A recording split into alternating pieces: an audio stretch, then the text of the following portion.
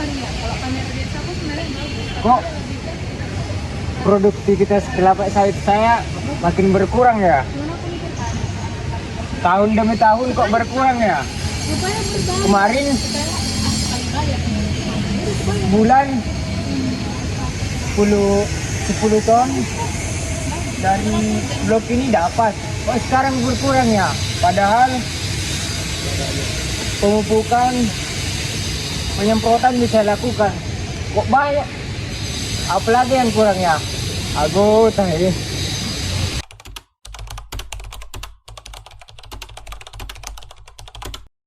Kenapa Pak? Kenapa Pak dari tadi ku tengok marah aja? Bagus aku tengok sawit kita, nggak ada masalah. Tapi Bapak dari tadi ku tengok marah aja. Kenapa Pak? Iya, dari luar nggak ada masalah. Tapi timbangan turun terus.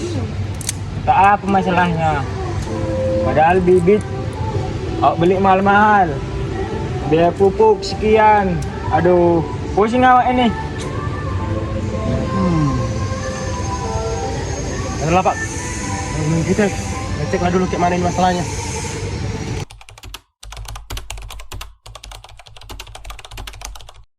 Gimana guys? Apa yang kemarin? Itu belum apa? Ini si Borin nggak jelas loh. Sorry ya ganggu. Kan sibuk gak? Enggak sih. Aku minta tolong nih kan jurusan agroteknologi kan. Iya. Bapakku sedang ada masalah.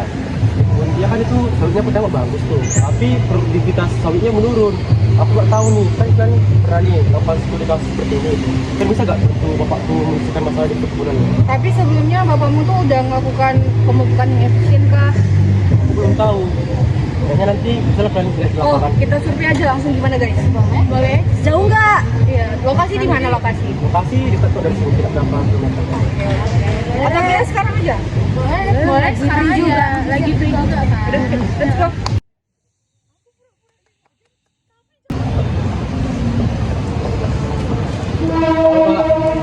Pak, Pak itu dari sarjana agroteknologi. Ini. Berarti ini akan membantu kita Pak menyelesaikan masalah perkebunan kita. Lihat Pak. Iya, Pak. Ya. Oke, sebelumnya si Rafael bilang bahwa sawit bapak itu kayak ada bermasalah dalam produksi ya Pak. Betul. Nah itu Bapak udah melakukan pemupukan yang efisien kah? Apa yang Bapak lakukan sebelumnya? Kemarin aku udah beli pupuk mahal-mahal kan, pupuk mahal-mahal, penyemprotan macam kayak gitulah, macam mana sewajarnya. Terus progresnya gitu-gitu aja lah. Emang kalian tahu gitu? Cara mengatasinya, sebelumnya kami juga dari Universitas Prima Indonesia, jurusan kami juga mengenai sawit ya Pak. Sebelumnya kami juga udah survei langsung ke lapangan, kami juga udah betul udah melakukan studi kasus. Cuman kami nggak bisa langsung bilang sini solusinya. Kita harus survei dulu tempatnya gitu kan. Harus Iya. lihat dulu keadaannya gitu. Boleh kita ke sana Pak? Iya, ya sana. Harus.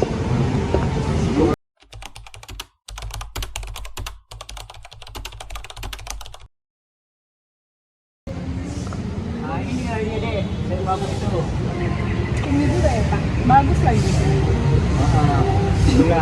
Sebelumnya Bapak udah melakukan pemupukan yang efisien kah terhadap sawit Bapak ini? Menurut Bapak sih udah efisien. Nah sebelumnya umur tanaman ini berapa? Berapa tahun? Umur tanahnya sekitar 15 tahunan lah. Oh 15 tahun ya Pak ya? Tapi Pak, kalau misalkan Bapak udah melakukan pemupukan yang efisien, tapi Bapak juga nggak melihat waktunya, kemudian takarannya itu berapa, dan kemudian kita tuh harus melihat sekelilingnya juga, ya kan teman-teman? Karena waktu sebelumnya kami melakukan penelitian, survei langsung ke kebun, itu biasanya dilihat dari sekelilingnya dulu Pak. Kalau sekelilingnya seperti ini Pak, itu Ini gulmanya terlalu banyak sih Pak. Emang kalau di kelapa sawit emang gulmanya nggak semuanya harus dihilangkan. Cuman kalau ini udah terlalu over sih Pak, harus dibersihkan juga gitu. Tadi juga kalau Bapak mengutip rontolannya gimana dengan semak kayak gini gitu. sebelumnya Bapak kan bilang udah melakukan pemupukan yang efisien. Kalau boleh tahu Bapak melakukan pemupukannya itu berapa kali? Atau gimana cara Bapak memupuk, prosedurnya itu gimana? Ya. Bapak konsultasi dulu sama toko gitu. Nah, tawarlah ini pupuk ini. Oh, Bapak siramkan aja pupuknya, gitu lah. Kalau Bapak siram-siram aja nggak ada takarannya gitu? Nggak ada. Oke, gini Pak, kalau misalkan kita mau pertumbuhan tanaman itu lebih baik, kita lihat dari takaran pupuknya. Kemudian waktu kita memupuk itu juga dilihat. Dan yang terakhir tuh pupuk apa yang Bapak gunakan? Pupuk itu penting banget Pak. Merek pupuk apa?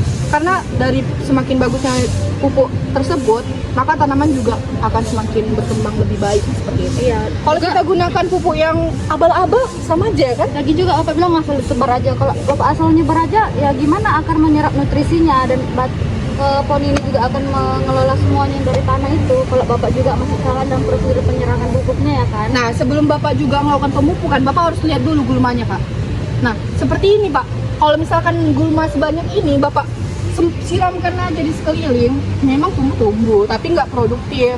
Kenapa nggak produktif? Karena kalau Bapak siram sekeliling nih, yang menyerap pupuk itu ya gulma tersebut.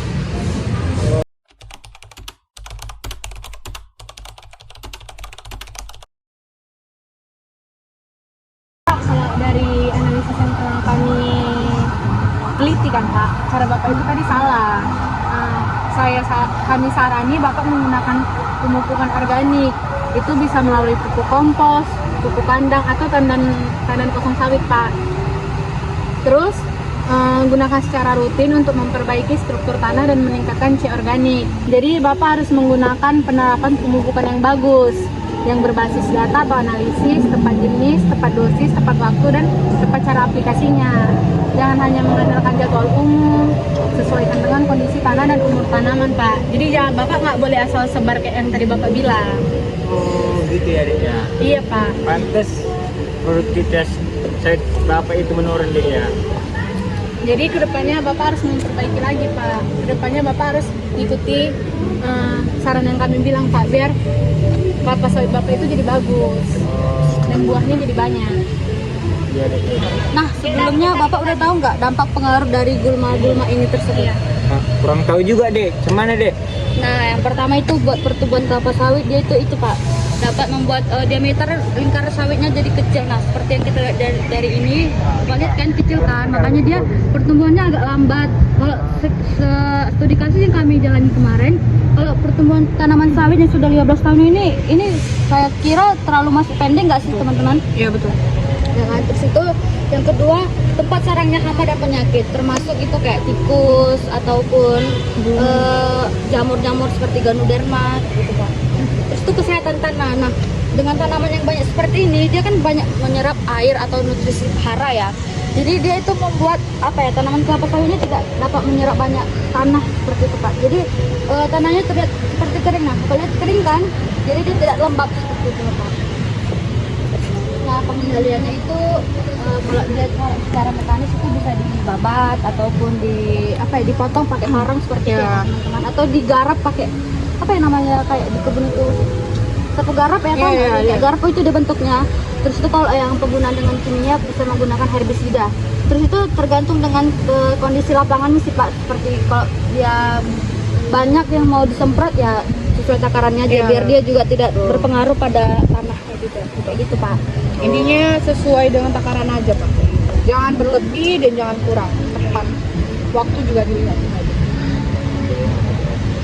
Oke. Setelah itu kalau Bapak udah melakukannya yang kami sarankan tadi, insya Allah ya Pak. Tapi kami nggak janji, nggak jamin. Kedepannya bakal Cuman produksi kalau lebih baik. diperbaiki pola perawatannya, kemungkinan ada perubahan lah. Betul. Mungkin nggak signifikan terlalu Iya betul. monoton, tapi ada lah. Adalah perubahannya. Oke Bapak mengerti? Oh, terima kasih Dek ya buat ilmunya, buat informasinya. Mungkin besok Bapak akan terapkan apa yang adik-adik berikan, apa yang adik-adik yang sampaikan. Semoga produktivitas sawit Bapak ini semakin meningkat lagi.